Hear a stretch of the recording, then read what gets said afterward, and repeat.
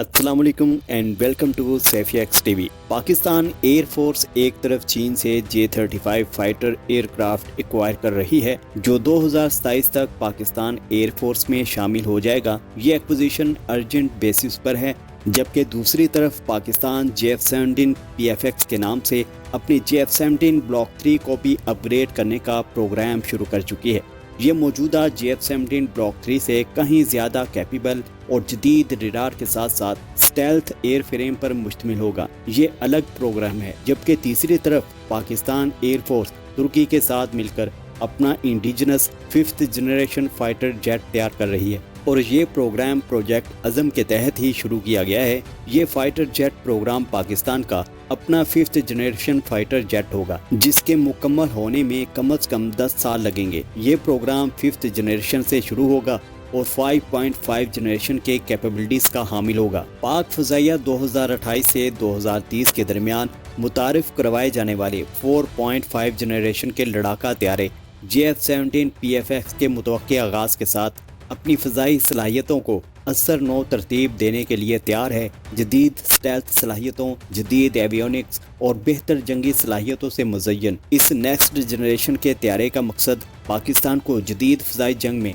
नुमाया मुकाम दिलाना है। अपने आगाज़ से ही J-17 थंडर प्रोग्राम पाकिस्तान की मुकामी दिफाई पैदावार का संग बुनियाद रहा है, जिसे चीन के साथ मिलकर तैयार किया गया है। J-17 सीरीज़ ने पाक फ़ज़ाइया को सस्ता मगर काबिल कसीरुल मुकासिद लड़ाका तैयारा फराहम किया है।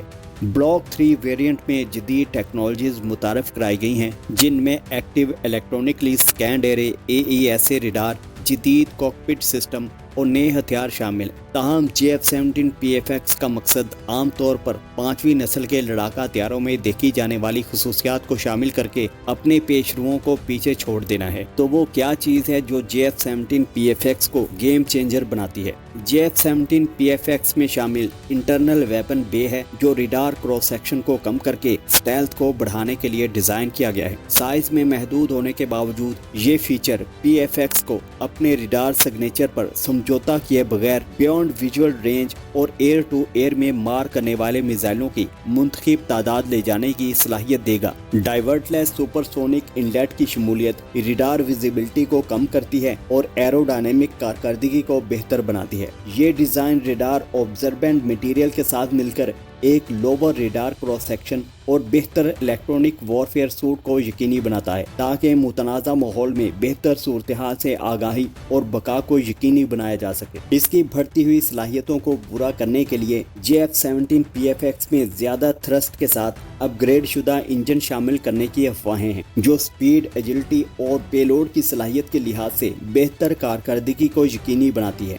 J-17 PFX के तारुफ के अहम स्ट्रेटेजिक मुज़म्मरात हैं। जनूबी एशिया और वसी तर खित्ते में बढ़ती हुई कशीदगी के पेश नज़र पाकिस्तान की जदीद और कम खर्च लड़ाका तैयारे उतारने की सलाहियत इंतहाई अहमियत की हामिल है। PFX की स्टेल्थ और जदीद जंगी सलाहियतों से पाकिस्तान की डेटरेंस और ऑपरेशनल तैयारियों में इजाफा होगा। मुस्तकबिल में देखा जाए तो J-17 PFX सिर्फ आगाज है। पाकिस्तान की हवाबाजी की सनत में मुस्तकबिल की पेशरफ्त में AI टेक्नोलॉजी का इंजमाम शामिल हो सकता है, जिससे जदीद फैसला साजी और खुद मुख्तार ऑपरेशन की सलाहियत मिलती है, जिससे पायलटों को मिशन के अहम कामों पर तवज्जो मरकूज करने के काबिल बनाया जा सकता है। मुस्तकबिल में J-17 वेरिएंट्स को हाइपरसोनिक मिसाइलों से भी लेस किया जा सकता है, जो बेमिसाल हमले की सलाहियत को यकीनी बनाते हैं। मजीद बरान स्वार्म ड्रोन इंजमाम और बगैर पायलट के फ़िज़ाई निज़ाम UAS के साथ ताउन मियारी बन सकता है, जिससे J-17 ड्रोन्स के साथ कमांड हब के तौर पर काम करने के काबिल हो सकता है। J-17 प्रोग्राम की कामयाबी के बाद पाकिस्तान दीगर ममालिक के साथ मिलकर मजीद जदीद प्लेटफॉर्म्स तैयार करने के लिए मुश्तरका मंसूबे तलाश कर सकता है, जैसा कि पाकिस्तान की हवाबाजी की सलाहियतों में मुसलसल इजाफा हो रहा है। J-17 PFX मुस्तकबिल में